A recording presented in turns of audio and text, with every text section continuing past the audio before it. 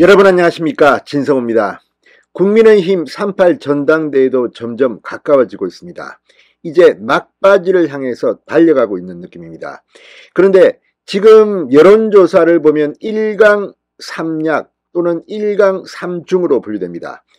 자, 그동안 김기현 후보 대 안철수 후보의 2강 구도에서 지금은 안철수 후보를 천하람, 황교안 후보가 근접 따라잡으면서 지금 지지율이 혼전 양상을 보이고 있습니다. 그래서인지 TV토론이나 이 합동연설회장에서는 김기현 후보를 향해서 3명의 다른 후보들이 공격하는 그런 분위기를 연출합니다. 특히 김기현 후보의 울산 땅 의혹을 황교안 후보가 처음 제기한 이래 안철수, 천하람 연이어 이 문제를 물고 늘어지고 있습니다.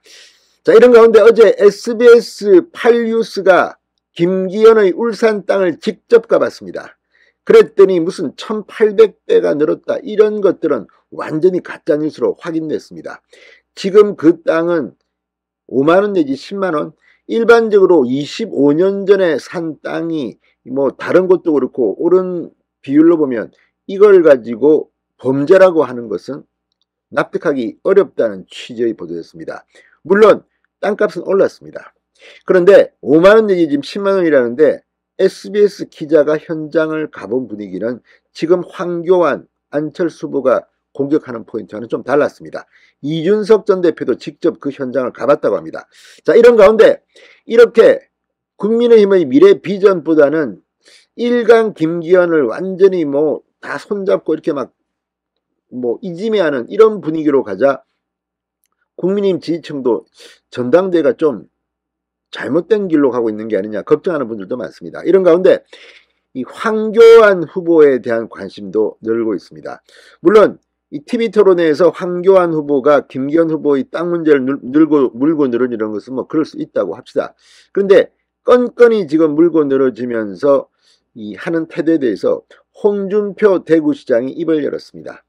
결론적으로 홍준표는 황교안에 대해서 비열하다고 했습니다. 비열하다. 저렇게 공격하는 모습 비열하다고 했습니다. 왜 그랬을까요?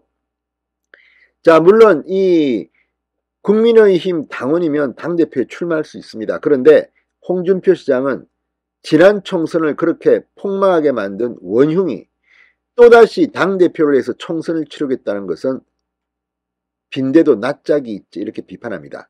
자, 어쨌든 이건 물론 홍준표 대구시장의 의견이고 황교안 후보를 지지하는 사람들도 있을 겁니다. 그렇지만 요즘 황교안 후보가 보여주고 있는 모습은 조금 다른 것 같긴 합니다. 그리고 이게 당을 위해서 정말 도움이 될 건지에 대해서 고개를 갸우뚱하는 사람도 있고 황교안 후보가 이상하게 변했다, 이렇게 말하는 사람도 있습니다. 그렇지만 온전히 판단은 시청자 여러분이 자유입니다. 홍준표 대구시장은 그럼에도 불구하고 황교안 후보에게 일격을 가했습니다. 진성호의 융단 폭격 시작합니다. 황교안 후보를 융단 폭격합니다.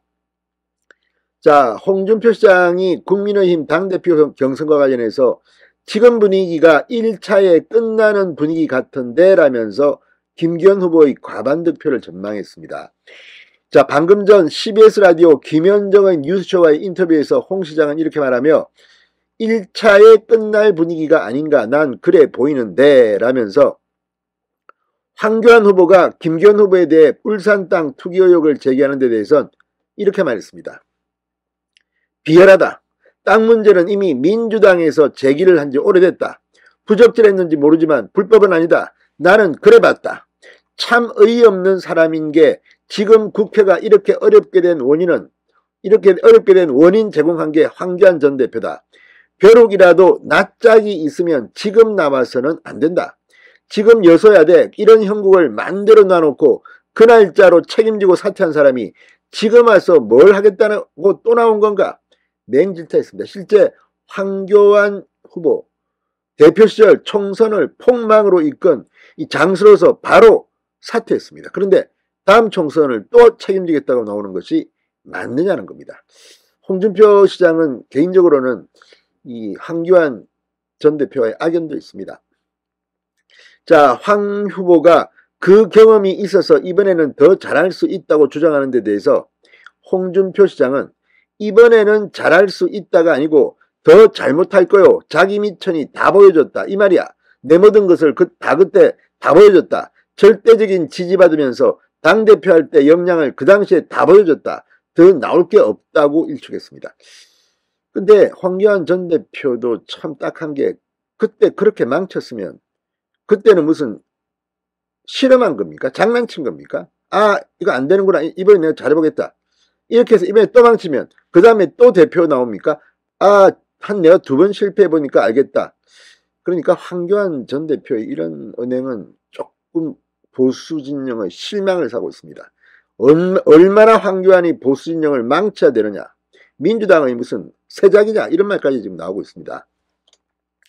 그러면서 황 후보가 이번 토론을 잘해 두각을 나타내고 있다는 평가에 대해서는 이거 뭐 이준석계나 뭐 이런 쪽 사람들이 흔히 하는 말 같긴 한데 두각 같은 소리 하고 있네. 그 얘기 묻지도 마세요. 고려 대상도 아니에요라고 깔아뭉개했습니다. 황교안 후보가 김기현 후보만 공격하는 이유에 대해서는 1등을 공격해 어떻게 한번 해볼까 그런 생각인데 또 천하람 후보, 안철수 후보 이래가지고 연대에서 1등을 한번 잡아보자 그런 거.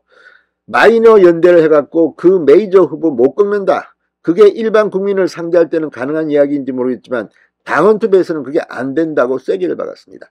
자, 아무튼 지금 이 김기현 후보에 대해서 지금 땅 문제, 울산 땅을 집중 공격하고 있는 경쟁자들. 이게 아무래도 공격 포인트에 도움이 된다고 보는 거죠. 그런데 이 SBS 8뉴스가 현장을 가봤더니 이 평당 가격은 5만원 내지 10만원에 불과한 것으로 나타났습니다. 1,800대 시세 차익설, 이거는 정말 가짜뉴스 중에서도 좀 심합니다.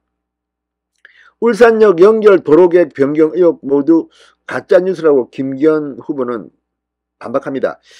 그런데 이 SBS 기자들이 KTX 울산역에서 차로 5분 걸리는 김기현 후보 토지에 가봤더니 입구부터 포장된 길이 따로 없고 폭이 좁아 일반 승용 차로는 접근이 어려웠다고 합니다. 주민들은 해당 지역이 개발을 할 수 없는 상수원 보호구역이어서 이 평당 5만원 내지 10만원을 적정가로 받고 25년 전 이 일대 땅을 2억 원 정도에 샀다는 그러면 지금 토지 면적을 감안하면 평균 10배 정도 올랐다. 뭐 이런 이야기를 하고 있습니다.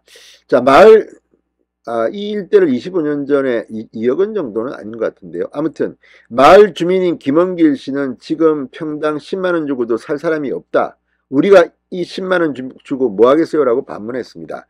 지하터널이 관통할 것으로 보이는 부분에도 가봤더니 울산시 계획안을 봤을 때 터널 시작점에서 직선거리로 약 1km 떨어져 터널 입구와는 직결되지 않았다고 합니다.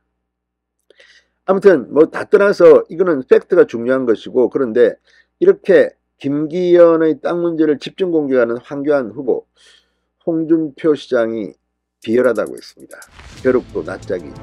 아무튼 뭐 이제 3.8 전당대회 결과는 곧 나올 테니까 한번 지켜봐야겠습니다. 진성호의 융단 폭격이었습니다. 여러분 감사합니다.